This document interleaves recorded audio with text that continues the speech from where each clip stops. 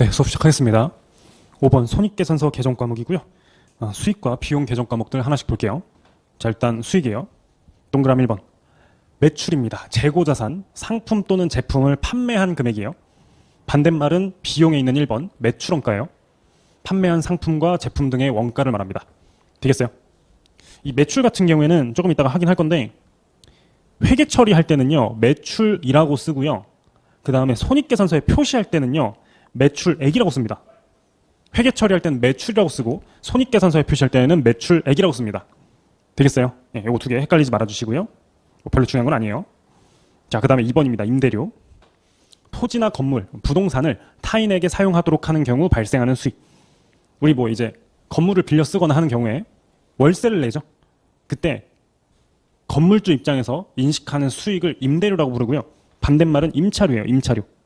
임대료랑 임차료랑 서로 반대말입니다. 되시겠죠? 임대료는 수익이고요. 임차료는 비용이에요. 됐죠? 비교해 주시고요. 그 다음에 이자 수익과 이자 비용도 서로 반대말입니다. 예금이나 대여금에서 발생하는 수익, 그 다음에 비용 계정 과목, 차입금에서 발생하는 비용을 이자 비용으로 인식하게 돼요. 자, 그러면 비용도 1, 2, 3번 다 됐죠? 자, 그 다음에 급여 먼저 볼게요. 4번. 기업에 근무하는 임직원에게 지급하는 임금, 재수당 등인데 급여는 무조건 비용이거든요. 급여가 수익이 될 수는 없어요. 왜냐하면 기업이 다른 기업의 종업원이 될 수는 없죠. 기업이 팔다리가 있진 않잖아요. 다른 회사의 종업원으로 가서 일할 수가 없다고요. 그래서 급여는 비용입니다. 비용. 자, 그 다음에 5번입니다. 퇴직급여. 퇴직금과 관련된 비용이에요. 퇴직금. 종업원이 일을 하다가 퇴직을 하면 퇴직금 줘야 되잖아요. 이 퇴직금과 관련된 비용을 퇴직급여로 인식하게 돼요. 자, 6번 복리후생비. 직원들의 복지를 위해 발생하는 비용. 뭐 예를 들어서 뭐 여름에 휴가 비용 줄 수도 있고요. 그 다음에 뭐 설이나 추석에 뭐 직원들한테 와인을 보낸다든지 뭐 한우를 보낸다든지 이런 것들이 이제 복리후생비가 되는 거예요. 그 다음에 교육훈련비. 직원들 새로 신입들 들어오면은 바로 실전 투입 못 하잖아요. 교육을 시켜야 되는데 그때 발생하는 비용입니다. 자, 그 다음에 8번입니다. 감가상각비. 이거 이제 처음 보시는 개정 과목인데 예를 들면 이런 거예요. 여러분이 예를 들어서 남학생들이 많을 테니까 시계로 한번 해보죠. 시계. 시계가 예를 들어서 100만 원짜리예요. 싸요, 비싸요? 여러분 입장에서? 비싸죠. 네, 1000만 원 할까 하다가 100만 원을 해봤어요. 네. 자, 100만 원짜리 시계가 있는데 여러분이 사고 싶어요. 그래서 이때 여러분이 이 100만 원짜리 시계의 구입을 정당화하기 위해서 이런 생각을 합니다. 여기 지금 100만 원인데 내가 이 시계를 몇 번이나 찰까?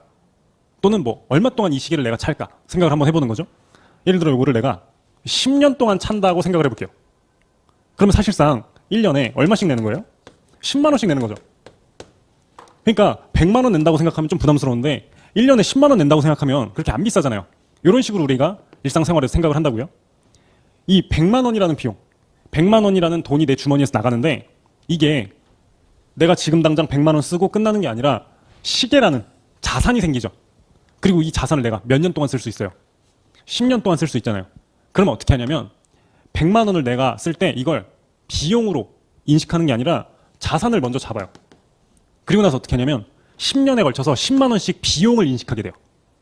내 주머니에서 100만 원이 나갔기 때문에 결과적으로 100만 원이 다 비용이 되긴 돼야 되거든요. 근데 내가 돈을 쓴 오늘 100만 원을 다 인식하는 게 아니고요. 일단 자산으로 뒀다가 10년에 걸쳐서 1년에 10만 원씩 비용으로 인식하는 거예요. 그때 인식하는 비용 계정 과목이 감가상각비예요. 되겠어요? 감가상각비. 거기 정의는 뭐 감가상각 대상 자산의 원가를 기간 배분한 금액이다라고 되어 있는데 이거예요. 이거. 줄여서 저는 감가비라고 부를 거예요. 감가상각비를 줄이는 명칭이 사람마다 되게 다양한데 뭐 감상비라고 하시는 분도 있고 뭐 감비라고 하시는 분도 있고 한데 저는 감가비라고 할게요. 네, 감가비를 제일 많이 써요. 자, 그 다음에 수선비입니다.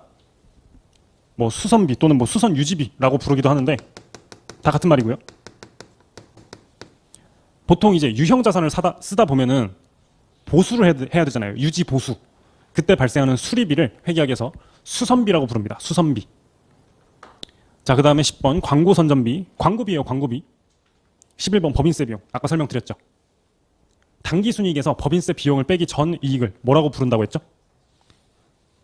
법인세 비용 차감 전 이익. 영어로는 세 글자. EBT. 됐어요? 한국말이 너무 기니까 영어로 주로 얘기할 거예요. EBT라는 표현을 좀 기억해 주세요. Earning Before Tax. 자, 그 다음에 손익계정입니다.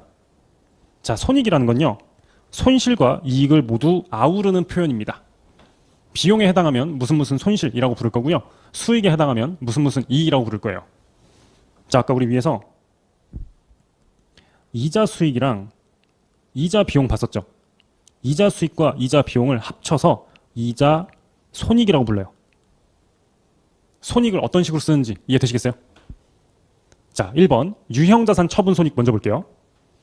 유형자산 처분 시 발생한 이익 또는 손실인데, 유형자산을 내가 갖고 있는 금액보다 비싸게 팔면요, 유형자산 처분 이익이 뜨고요. 내가 갖고 있는 금액보다 싸게 팔면 유형자산 처분 손실이 뜹니다. 그래서 이 두 개를 아우르는 중립적인 표현으로 유형자산 처분 손익이라고 불러요. 됐어요? 자, 그 다음에 사채. 사채 아까 설명했었죠. 회사가 돈을 빌리기 위해서 종이 쪼가리를 발행하고 그에 대한 대가로 내가 돈을 받았어요. 그때 내가 인식하는 부채가 사채예요. 부채요, 부채, 사채는. 근데 내가 이 사채를 상환하는데 내가 빌린 돈보다 비싸게 갚는다 또는 싸게 갚는다. 그때 발생하는 게 사채 상환 손익이에요. 그래서 비싸게 갚는다. 이득이에요, 손해요? 손해죠. 그래서 사채 상환 손실이 뜨고요. 또는 싸게 갚는다. 그러면 사채 상환 이익이 생깁니다. 되시겠어요? 네. 다음 페이지 갈게요. 자, 지금까지 해서 재무상태표랑 손익계산서 봤고요. 자, 나머지 세 가지 재무제표가 뭐가 있죠? BS, IS 두 개 말고 현금 흐름표, 그 다음에 자본 변동표, 마지막 주석, 요 세 개 볼게요. 자, 현금 흐름표는 재무제표의 구성 요소인데 일정 기간 동안 변동분을 보여줘요. 기간. 이때 현금 유출입에 대한 정보를 제공합니다. 현금이 얼마나 들어오고 얼마나 나갔는지를 보여줘요. 현금 흐름표는 다음과 같은 형태를 띠는데, 나중에 현금 흐름표 자세하게 중급회계에서 배울 거거든요. 이것만 기억합시다. 현금 흐름은요, 세 가지 구분으로 이루어져 있어요. 영업활동 현금 흐름, 투자활동 현금 흐름, 재무활동 현금 흐름. 영업, 투자, 재무입니다. 영업, 투자, 재무. 이것만 외우고 갈게요. 영업, 투자, 재무. 자, 그렇게 해서 세 개를 더하면 현금의 증감이 600만 원이래요. 1년 동안 현금이 600만 원이 는 거예요. 자, 그런데 기초에 현금이 150만 원 있었대요.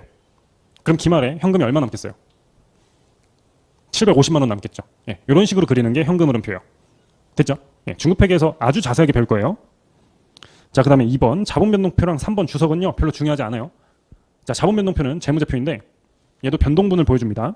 일정 기간 동안 자본의 변동에 대한 정보를 보여줍니다. 현금 흐름표는 현금 흐름을 보여주듯이 자본 변동표는 말 그대로 자본의 변동을 보여주는 재무제표구나. 그냥 그 정도로만 이해하시면 돼요. 거의 안 나와요.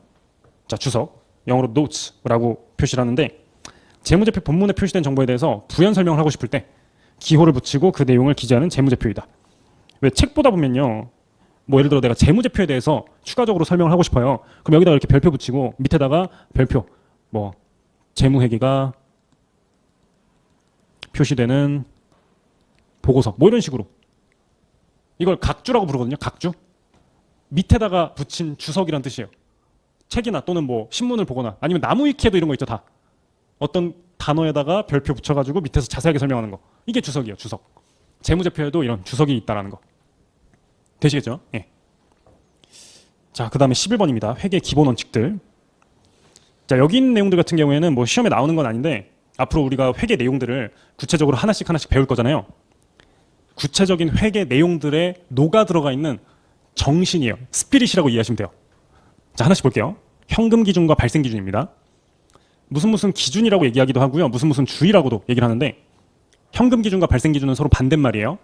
자, 현금 기준 먼저 보면 현금 흐름이 발생한 시점에 수익과 비용을 인식하는 기준이에요. 쉽게 말해서 현금 들어오면 수익, 현금 나가면 비용이다 이거예요. 써드릴게요. 현금 기준. 현금 들어오면 수익, 현금 나가면 비용. 이게 현금주의예요. 현금 흐름이 발생한 시점에 수익 비용을 인식하겠다 이거예요. 발생 기준은 반대말인데 현금 흐름과 관계없이 재무 상태를 변동시키는 시점에 수익과 비용을 인식하겠다 이거예요. 자, 예를 들어서 급여 수령일이 매년 매달 다음 달 5일이라고 칠게요. 자, 그러면 예를 들어 2025년 12월 급여예요. 언제 지급해요, 이거? 급여 수령일이 매 다음 달 5일이다. 26년 1월에 지급하겠죠? 자, 현금주의면 급여를 언제 인식할까요? 이때 지급하겠죠. 현금주의 또는 현금 기준이면 현금 지급할 때 비용. 자, 발생 기준은 12월 달에 일을 했으니 12월 달에 비용을 인식하자. 이게 바로 발생주의인 거예요. 실제로 뭔가 주고 받을 때 수익 비용을 인식하겠다 이거예요. 이해되시겠어요? 자, 이때 회계는요, 둘 중에 발생주의를 기반으로 합니다. 되겠어요? 현금을 주고 받을 때 수익 비용 인식하는 게 아니라 실제로 뭔가 주고 받을 때 이때 수익 비용을 인식하겠다 이거예요. 자, 근데 유일한 예외가 하나 있습니다. 자, 재무제표가 5가지가 있는데 다시 한번 불러주세요. 뭐가 있었죠? 재무상태표, 포괄손익계산서, 현금흐름표, 현금흐름표 줄여서 앞으로 현표라고 부를게요. 현표. 그 다음에 네 번째, 자본변동표, 주석이 있다 그랬죠? 이 중에서 현금주의를 적용하는 예외가 있어요. 5가지 중에. 현금을 보여주는 현금흐름표. 자, 얘만 현금주의로 가고요. 나머지는 전부 다 발생주의로 가요.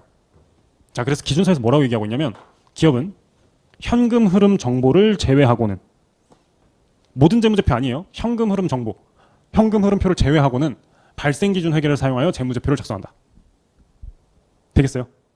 그래서 요거는 나중에 중급 회계 가서 자세하게 배울 거고요. 그 다음에 현금주의랑 발생주의랑 서로 다른데 이거 조정하는 방법 뒤에서 배울 거예요. 기말수정 분계라는 파트에서 자세하게 다룰 겁니다. 됐죠? 자, 그 다음에 2번이에요. 수익비용 대응 원칙. 자, 요것도 뭐 규정은 아니고요. 곳곳에 녹아들어 있는 정신이라고 이해하시면 돼요. 자, 수익비용 대응 원칙은요, 비용 인식 시점을 수익 인식 시점에 대응시킨다는 얘기예요. 자, 근데 여기서 주종 관계가 중요하거든요. 주종. 누가 메인이고 누가 서브인지. 자, 수익 비용 대응 원칙인데 얘가 메인이고요. 수익. 그 다음에 비용이 수익에 따라가요. 이게 수익 비용 대응 원칙이에요. 자, 제가 첫 번째 줄에 비용 인식 시점을 수익 인식 시점에 대응시킨다 라고 써놨죠. 자, 이걸 왜 대응시키냐면요, 만약에 수익, 비용, 현금주의랑 그리고 발생기준이랑도 또 관계가 있는 내용인데 X1년도, X2년도. 자, 내가 X1년도에 수익을 발생시켰는데 이에 대한 돈을 내가 X2년도에 썼다 이거예요. 자, 그럼 이익이 어떻게 될까요? 각 연도별로 100이랑 마이너스 80 되겠죠. 현금주의면 내가 실제로 돈 받을 때 이렇게 인식하게 돼요. 자, 근데 중간에 경영진이 달랐다고 치자고요.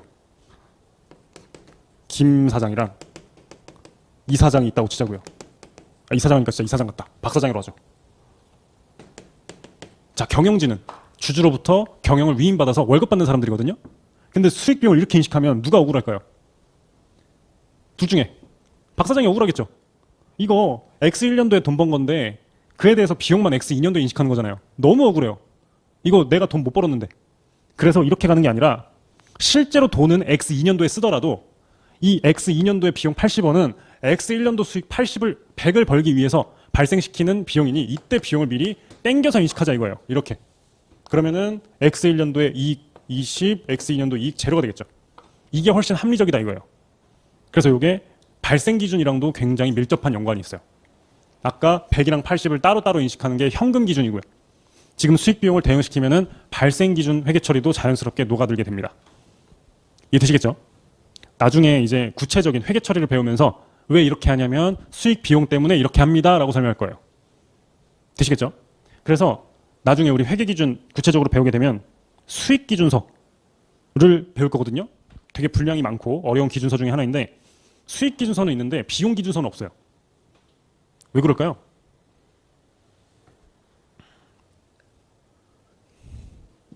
비용은 수익 인식할 때 인식하면 되잖아요. 그러니까 기준서에서는 수익을 이때 인식합니다만 얘기하면 되는 거예요. 그렇기 때문에 비용 기준서가 필요가 없는 겁니다. 이해되시겠죠? 자, 3번 볼게요. 보수주의.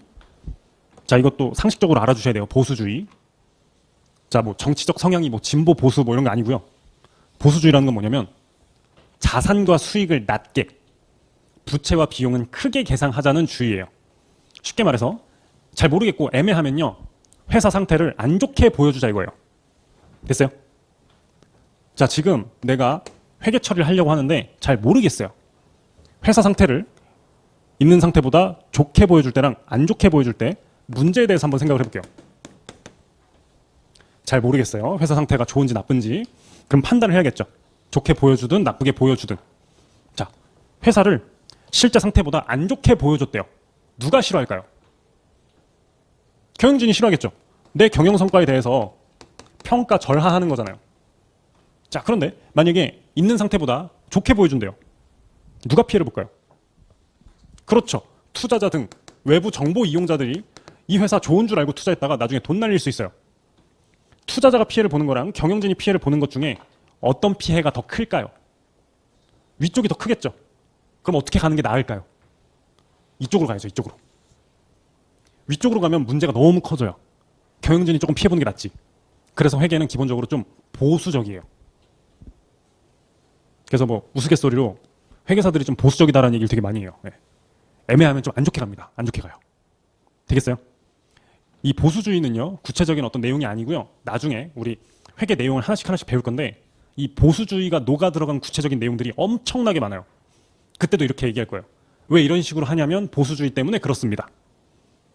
되시겠어요? 뭐 재고자산 적합법, 원가 모형 손상차손, 뭐 기타 등등 되게 많아요. 보수주의가 녹아 들어가 있는 회계 정책들이. 되시겠죠? 예. 나중에 중급회계에서 자세하게 배울 겁니다. 자, 넘어가 보죠. 2장. 복식부기와 재무제표 작성 과정입니다. 자, 아까 복식부기가 뭔지 간단하게 설명드렸죠. 양쪽에 똑같은 금액을 적는 건데 왼쪽 변이 뭐라 그랬죠? 차변, 오른쪽 변이 대변이에요. 복식부기, 어떤 거래가 있을 때 양쪽에 똑같은 금액을 나눠서 적는 방법에 대해서 설명을 드릴 거고요. 이걸 바탕으로 재무제표를 실제로 어떤 식으로 작성하는지 그 과정에 대해서 설명드리도록 하겠습니다. 자, 일단 분계라는 표현 좀 설명드릴게요. 회계상의 거래를 복식부기의 원리에 따라 계정 과목과 금액을 차변과 대변에 기록하는 것을 회계처리 또는 분계라고 불러요. 회계처리랑 분계 같은 말이에요. 자, 이때 회계처리나 분계는요, 재무상태표 항등식과 같은 원리로 이루어지게 되는데, 자, 재무상태표 차변에 뭐가 오죠? 재무상태표 차변에 뭐가 와 있어요? 자산이 와 있고 대변에는 부채와 자본이 와 있죠. 자, 여기서 원래 표시되는 위치에 계상되면 증가고요. 반대 위치에 계상되면 감소를 뜻합니다. 자, 이때 계상이라는 표현이 처음 등장했는데 계산하여 장부에 표시하는 것을 의미합니다. 그냥 기록이랑 비슷한 말이에요. 기록. 원래 표시되는 위치에 기록되면 증가, 반대로 기록되면 감소다. 뭐 이런 식으로 받아들이셔도 괜찮아요. 자, 차변에 자산, 대변에 부채, 자본 와 있죠. 자, 그래서 자산, 부채, 자본이 원래 표시되는 위치에 계상되면 증가고요. 반대쪽에 계상되면 감소해요. 됐어요? 자, 그러면 자산 같은 경우 증가하려면 어디 와야 될까요? 차변에 와야겠죠. 대변에 오면 그 자산이 줄어드는 거예요. 부채다. 증가하려면 대변에 와야 되고요. 차변에 오면 감소한다. 되겠어요? 자본도 똑같고요. 자, 그 다음에 이제 수익 비용인데, 자, 수익에서 비용을 빼면 뭐라 그랬죠? 이익이에요, 이익. 자, 근데 이 수익 비용은 주주한테 벌어들인 이익이에요? 고객한테 벌어들인 이익이에요? 고객한테 벌어들인 이익이고 어느 재무제표에 표시된다?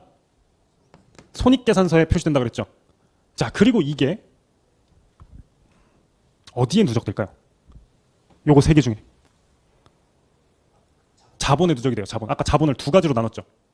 자본금이랑 이익잉여금. 이익으로 줄여서 쓸게요. 이 이익이 뭐라 그랬죠? 이거예요. 이게 손익계산서니까 손익계산서는 변동분이에요, 잔액이에요? 변동분을 보여주죠. 얘의 잔액이 이거예요. 고객으로부터 벌어들인 이익의 누적액, 그게 바로 이익잉여금이에요. 그리고 이익잉여금은 자본 항목입니다. 되겠어요? 자, 그러면 지금 요게 자본에 누적되거든요. 됐어요? 자본은 어느 변에 표시되죠? 대변에 표시되죠? 자, 그러면 물어볼게요. 수익이 늘면 자본이 어떻게 될까요? 증가하겠죠. 이익이 늘어나니까. 그러면 수익은 어느 변에 표시되어야 늘까요? 대변에 와야겠죠. 수익이랑 자본은 비례합니다. 비례. 그래서 같은 변에 와요. 대변에 와야 증가해요. 자, 그럼 반대로 비용은 자본이랑 반비례하니까 반대쪽에 와야겠죠. 되겠어요? 이제 반대쪽으로 수익이 차변에 오면 감소고요. 비용이 대변에 오면 감소입니다. 되겠어요? 자, 그런데 이제 제가 이제 회계 원리를 가르친 지도 벌써 올해로 6년 차인데 그동안 별의 별 여러분의 선배들이 있었겠죠? 자, 어떤 질문이 있었냐면 우리가 계정 과목을 쓸 건데 예를 들어 현금이 차변에 올 거예요. 자, 그러면 이게 자산으로 온 거냐 또는 뭐 비용으로 온 거냐 아니면은 뭐 수익으로 온 거냐 뭐로 온 거냐에 따라서 이게 증가가 될 수도 있고 감소가 될 수도 있죠. 무슨 말인지 알겠어요? 자, 근데 특정 계정 과목은요 딱 이 자산, 부채, 자본, 수익, 비용 중에 소속이 딱 정해져 있어요. 얘는 자산 소속이고요. 자산이면서 비용일 수 없어요. 또는 뭐 자산이면서 수익일 수 없어요. 딱 소속이 정해져 있어요. 그래서 아까 우리 자산 계정 과목에는 뭐뭐뭐가 있고 부채 계정 과목에는 뭐뭐뭐가 있고 수익 계정 과목에는 뭐뭐뭐가 있고 이렇게 배웠죠. 그래서 여러분이 앞으로 공부하실 때 이 계정 과목은 5가지예요. 5가지 위에 있어요. 자, 요거. 이 5가지 중에 어디 소속인지는 외워주셔야 돼요. 딱 정해져 있어요. 자산이면 자산, 부채면 부채지 자산이면서 부채인에는 없어요. 수익이면서 비용인에도 없고요. 그래서 그 소속을 외워주시면 이게 차변에 왔다. 그럼 이게 증가네 또는 이게 감소네 라는 거 구분하실 수 있습니다. 되시겠죠? 어두운 셔츠를 입으니까 분필가루가 묻으면서 하얘지네요. 계속 강의를 하다 보면 점점 올라프가 될 것 같아요. 자, 다음 페이지 볼게요. 2번. 재무상태표에서 수익과 비용입니다. 이거 아까 설명드렸던 내용이에요. 포괄손익계산서 항목인 수익과 비용은 재무상태표에서는 자본에 해당합니다. 왜냐하면 수익에서 비용을 뺀 이익, 당기순이익 됐어요? 33페이지예요. 33페이지. 수익에서 비용을 뺀 당기순이익을 자본에 누적하게 되는데 그 중에서도 이익여금으로 집계를 하게 돼요. 자세한 집계 과정은 나중에 자세하게 설명할 거고요. 일단 지금은요. 수익과 비용이 자본이 된다. 이것만 기억해 주시면 돼요. 자, 예를 들어 왼쪽에 시산표가 아직 뭔지 안 배웠는데 자산 10만 원, 비용 2만 원, 부채 5만 원, 자본 4만 원, 수익 3만 원이는 상태라고 해볼게요. 자, 여기서 수익 비용만 일단 가져가요. 수익 비용만 일단 가져가서 손익계산서에 보여줍니다. 그렇게 해서 수익 3만 원, 비용 2만 원, 당기순이익 만 원이 돼요. 됐죠? 자, 그리고 이 당기순이익이 자본에 누적이 돼요. 자본에. 그럼 원래 자본이 4만 원이었거든요. 근데 만 원이 늘어서 자본이 5만 원이 되고요. 그 다음에 수익 비용은 사라집니다. 이 과정 지금 이해되세요? 수익 비용을 따로 떼와서 포괄손익계산서에 보여주고 여기 있는 당기순이익이 자본에 누적이 돼서 그만큼 자본이 늘어난다. 자, 왜 그러냐면요. 자, 수익 비용은요. 변동분이에요, 잔액이에요? 요거 변동분이라 그랬죠. 자, 예를 들면 25년 1월 1일부터 25년 12월 31일까지 발생한 수익과 비용이 25년도 포괄손익계산서에 표시가 돼요. 그죠? 자, 그런데 이제 26년도에도 또 포괄손익계산서 그리겠죠. 자, 그럼 여기에는요. 26년 1월 1일부터 26년 12월 31일까지의 수익과 비용이 보여지게 돼요. 자, 그럼 이때 예를 들어 25년 오늘이 이제 7월 28일인데 이때 매출이 생겼다고요? 매출은 수익 계정이에요. 자, 그럼 얘는 여기에 포함될까요? 안 될까요? 얘는 여기에 보여질까요? 안 보여질까요? 보여지죠? 이 기간 안에 들어오니까요. 됐어요? 자, 그럼 반대로 이게 여기 들어와요? 안 들어와요? 안 들어와요. 기간이 다르잖아요. 그래서 수익과 비용의 경우에는요. 여기 있었던 거 다 없애야 돼요. 여기 지금 없죠? 수익과 비용은 그 다음 기로 이월되지 않아요. 됐어요? 수익과 비용은 다음 기로 이월되지 않아요. 자, 그런데 반면에 자산, 예를 들어 25년 12월 31일에 현금이 있었대요. 예를 들어 뭐 10,000원이 있었다고 칩시다. 자, 이게 26년도에 사라져요? 아니면은 그대로 있어요? 그대로 있어요. 자산, 부채, 자본, 재무상태표 금액들은요. 사라지지 않고요. 이게 26년 1월 1일로 이월된 다음에 그 다음에 여기에 변동분을 반영해서 여기 26년도 변동분을 반영해서 26년도 12월 31일 잔액이 표시가 됩니다. 구분할 수 있겠어요? 수익 비용은 이월되지 않아요. 없어져야 돼요. 근데 재무상태표 개정 과목들, 자산부채 자본은요 사라지지 않고 그 다음 기로 이월되어서 그 다음 해에도 계속해서 표시가 됩니다. 되시겠죠? 이따가 설명할 내용인데 되게 중요해서 미리 한번 더 말씀드렸습니다. 자, 그 다음에 이제 본격적으로 회계 처리를 하나씩 볼 건데, 모든 거래는요 항상 재무상태표 항등식을 지키면서 재무상태표를 변화시킵니다. 아까 재무상태표 항등식이 뭐였죠? 자산은 부채 더하기 자본이죠. 그 식을 항상 지키면서 변화를 시켜요. 그렇게 이 재무상태표 항등식을 지키게 되면요 자동으로 대차평균의 원리가 성립이 돼요. 대차평균의 원리란 대변합계랑 차변합계가 항상 일치하는 것을 말합니다. 아까 왼쪽이 어디라 그랬죠? 무슨 변? 차변, 오른쪽이 대변이에요. 근데 이 평균의 원리는요 차대평균이라고 안 하고요 대차평균이라 그래요.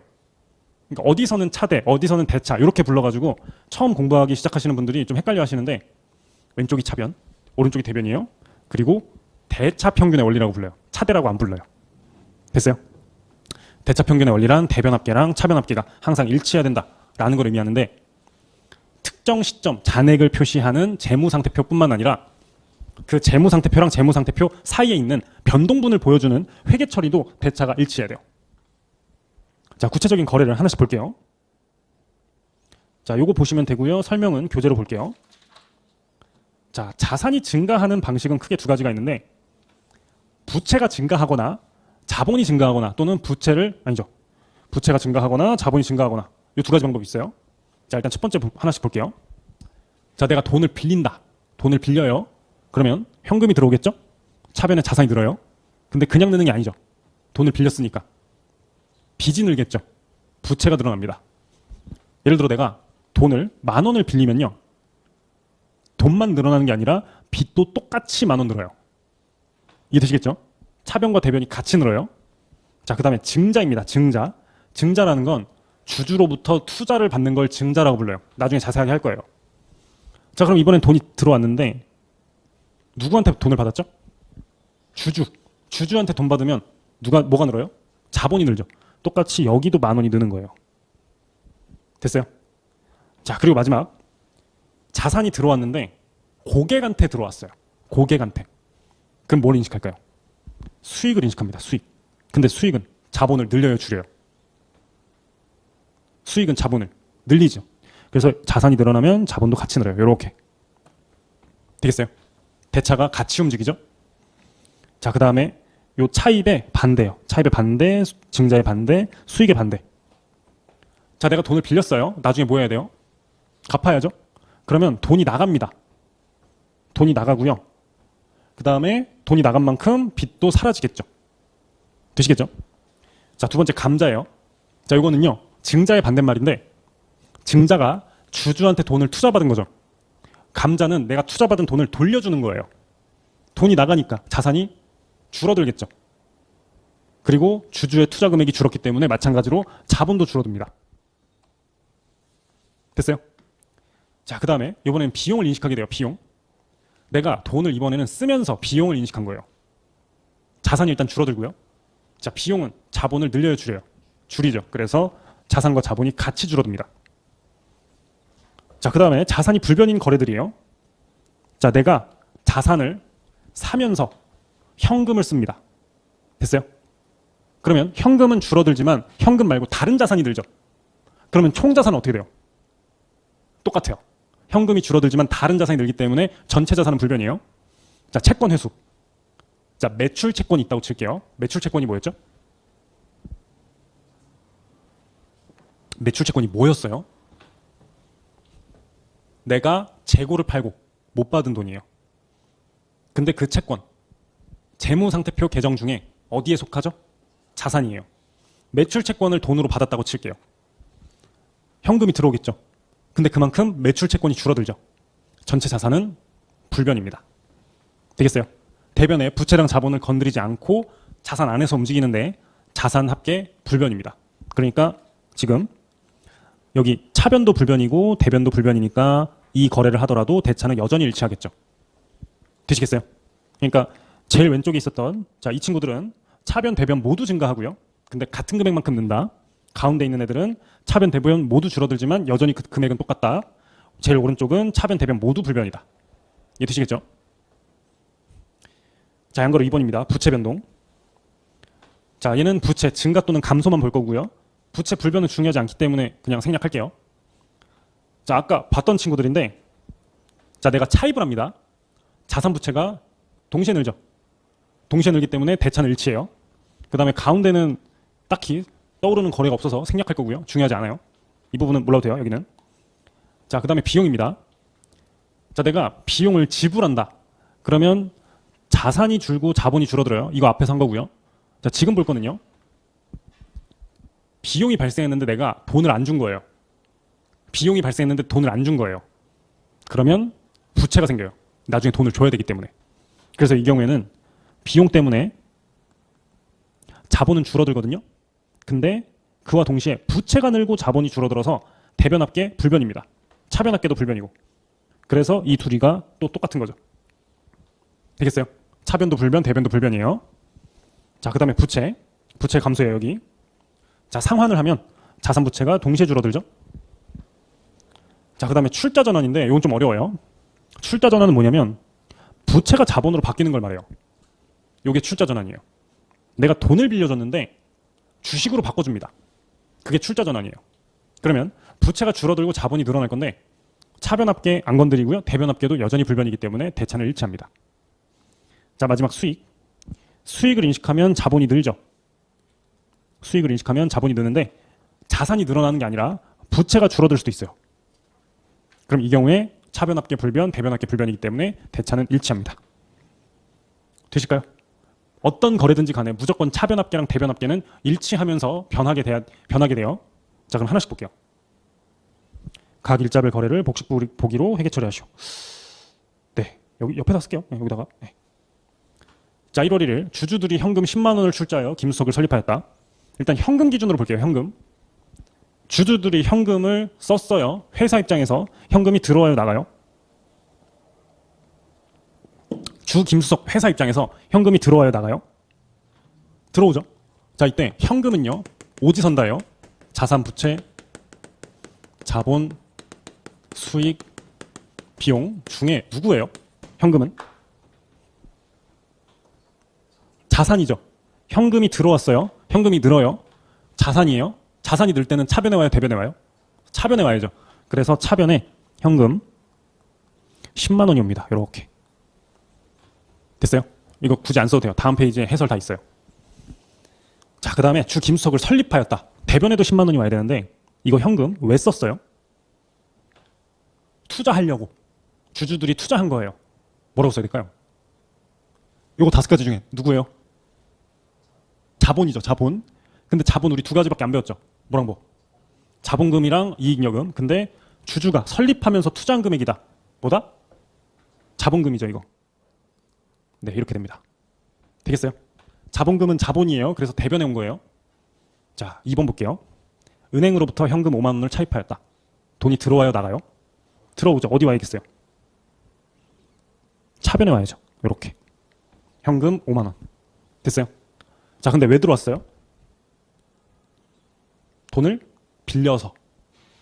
그러면 지금 5가지 중에 뭐가 와야 돼요? 부채. 내가 빌린 돈이에요. 돈을 차입했어요. 부채 중에 뭐가 필요할까요? 어떤 부채? 차입했어요. 차입. 차입금이 옵니다. 예, 이렇게. 돈을 빌리면 차입금이 생겨요. 자, 양거로 3번. 본사 건물을 3만 원에 구입합니다. 자, 현금 들어와요, 나가요? 나가죠. 현금을 주고 건물을 사왔어요. 현금이 어디에 기록이 돼야 될까요? 현금이 차변 대변 중에 지금 위에 거 2개는 현금이 들어온 거죠. 들어오니까 차변. 왜? 자산이니까. 지금 현금이 나갔어요. 대변에 와야겠죠. 현금은 자산인데 현금이 나갔으니까 대변에 와야 돼요. 자, 그리고 현금을 주고 뭘 갖고 왔어요? 건물을 갖고 왔죠. 건물을 사왔죠. 자, 건물은 5가지 중에 뭐예요? 자산이죠. 자산이 늘면 어디 와야 돼요? 차변 대변 중에 차변. 네, 그래서 건물 3만 원, 현금 3만 원이에요. 자, 상품을 2만 원에 현금으로 구입하였다. 방금 했던 거랑 똑같아요. 회계 처리 그냥 쭉 불러주실래요? 어떻게 될까요? 어떻게 하면 될까요, 이거? 상품 2만 원, 상품 2만 원을 사서 현금 2만 원을 줬다. 돼요? 얘도 자산이고 얘도 자산인데 현금은 줄어들고 상품은 늘어날 거 아니에요. 되시겠죠? 자, 5번. 자, 이건 좀 어려운데. 자, 두 가지예요. 원가 12,000원짜리 상품을 팔았고요. 3만 원에 현금으로 팔아요. 숫자가 두 개가 나오죠? 자, 일단 요거 정리를 해보면 12,000원, 12,000원이랑 3만 원, 3만 원 이렇게 올 거예요. 자, 일단은 3만 원 먼저 볼게요. 3만 원에 현금으로 판매했다. 현금이 차변일까요? 대변일까요? 차변이죠. 들어왔으니까. 자, 왜 들어왔어요, 근데? 상품을 팔았다. 대변에 뭐가 올까요?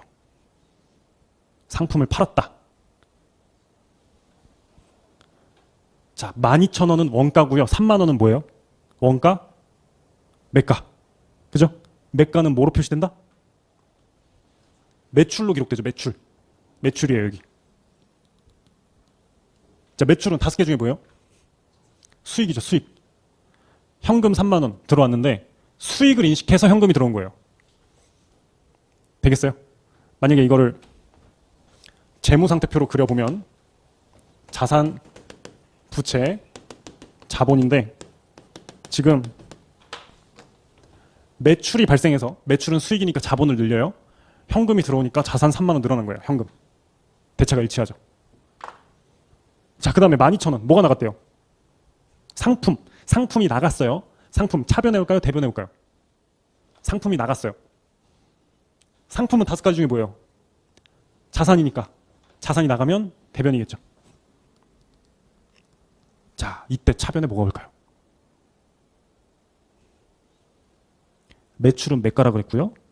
12,000원은 원가죠. 매출의 원가가 와야 돼요. 매출 원가. 매출 원가는 비용이에요. 비용. 되겠어요? 네. 자, 우리가 물건 팔 때 회계 처리 이런 식으로 합니다. 요렇게. 요거 좀 기억해 주세요. 현금 들어온 만큼 매출 인식하고요. 상품의 원가만큼 매출 원가라는 비용을 인식합니다. 자, 6번 볼게요. 6번, 5번 받고 6번. 네, 6번 볼게요. 자, 상품 3만 원에 외상으로 구입하다. 자, 일단 상품 먼저 볼게요. 자, 상품은요. 늘어나요, 줄어들어요, 지금? 늘죠? 어디 와야 될까요? 차변에 와야죠. 상품, 여기 3만 원. 그죠? 자, 근데 외상으로 구입했대요. 이때 뭐가 생길까요? 매입 채무가 생깁니다. 매입 채무. 재고 자산을 사고 안 준 돈. 요게 매입 채무죠. 매입 채무는 5가지 중에 누구예요? 부채예요. 부채. 되시겠죠? 자, 그 다음에 7번. 원가 15,000원짜리 상품을 35,000원에 외상 판매하다. 자, 일단은 15,000원 먼저 처리해 볼게요. 15,000원. 어떻게 될까요? 15,000원. 아까 했거든요.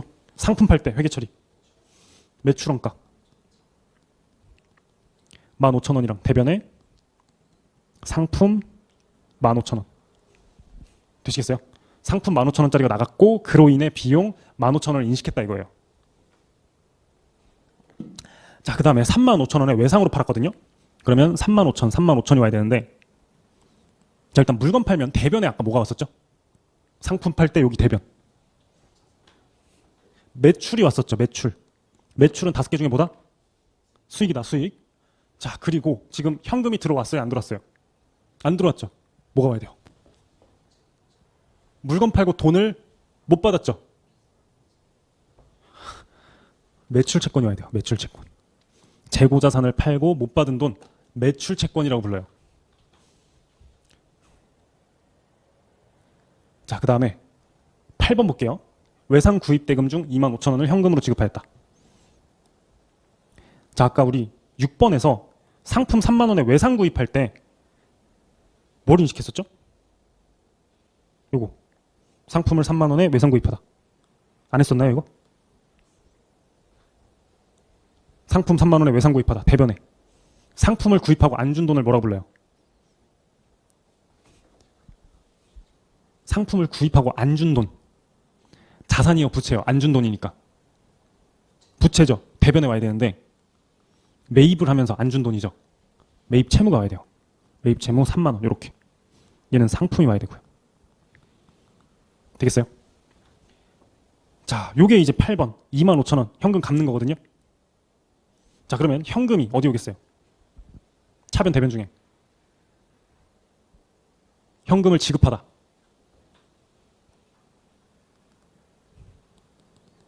현금이 나가겠죠. 대변. 헷갈리죠. 처음이라. 현금은 자산이라서 현금이 나가면 대변이에요. 자, 왜 지급했어요? 상품을 구입해서 내가 안 준 돈이 있는데 이거 갚은 거예요. 그러면 부채, 매입 채무가 사라지겠죠. 차변으로 와야 돼요. 부채가 대변에 오면 느는 거고요. 차변에 오면 주는 거예요. 매입 채무 25,000원, 현금 25,000원. 되겠어요? 자, 그 다음에 9번 7월 1일 외상 판매 대금 중 16,000원을 현금으로 회수하였다. 요거예요. 7번. 자, 외상으로 판매할 때 차변에 뭐가 없었죠? 판매하면서 못 받은 돈이에요. 자산이에요, 부채예요? 자산이죠. 물건 팔고 못 받은 돈. 자산이에요. 매출 채권이 차변에 생기는데 그 중에 16,000원을 현금으로 회수합니다. 자, 현금이 어디 와야 될까요? 차변 대변 중에. 차변에 와야겠죠. 현금 16,000원. 자, 대변에는 매출 채권이 사라집니다. 매출 채권은 내가 물건 팔고 못 받은 돈이거든요. 근데 이제 받았으니까 매출 채권이 없어져야 될 거 아니에요. 못 받은 돈인데 돈을 받았으니까 얘가 없어져야겠죠. 매출 채권은 자산이라서 매출 채권이 차변에 생겼다가 대변으로 빠집니다. 자, 그 다음에는 현금 쭉쭉 지급하는데, 자, 10번 직원 급여로 12,000원을 지급하다. 자, 일단 현금이 어디로 가겠어요? 차변 대변 중에 현금이 나가죠. 현금 대변에 와야 돼요. 12,000원. 차변에는 직원 급여가 오면 돼요. 직원 급여 12,000원. 급여는 5개 중에 뭘까요? 비용이에요. 비용이라서 차변에 온 거예요. 자, 광고 선전비로 5,000원을 지급하였다. 이것도 회계처리 그냥 똑같이 불러주세요. 광고 선전비 5,000원. 대변에는 현금 5,000원. 됐어요? 자, 차입금 2만 원을 상환하다. 현금이 들어와야 나가요. 나가죠. 현금 대변에 2만 원. 차변에는요. 왜 2만 원 썼어요, 내가? 차입금 갚느라고. 그죠? 차입금은 5개 중에 뭔데요? 부채죠, 부채. 여기. 부채가 늘어요, 줄어요, 지금? 줄죠. 그러니까 차변에 와야 돼요, 차입금. 요렇게. 되겠어요? 자, 그 다음에 이자 비용 2,000원을 지급하다. 뭘 줘요? 현금 줘야죠. 현금 2,000원을 줘야겠죠? 차변에는 2,000원 뭐가 올까요? 이자 비용 2,000원을 지급하다. 이자 비용이 오면 돼요. 이자 비용. 비용 2,000원이 차변에 오고 그만큼 현금 나간 거예요. 자, 그리고 건물에 대해서 10,000원의 감가상각비를 인식하다. 감가상각비는 5개 중에 뭐예요? 비용이요. 비용. 어디 올까요? 비용. 차변 대변 중에. 차변에 와야 돼요. 감가상각비. 감가상각비 인식하면서 건물을 줄입니다. 건물은 5개 중에 뭐예요? 자산인데 대변에 왔으니까 자산이 줄어드는 거죠. 내가 건물을 얼마짜리를 샀는데 이걸 쓰면서 감가상각비라는 비용을 인식하면서 건물을 줄이는 거예요. 되겠어요? 네, 해설은 다음 페이지에 이렇게 해놨으니까 천천히 보시면 되겠고요. 조금 쉬었다가 재무제표 작성 과정 이어서 보도록 하겠습니다.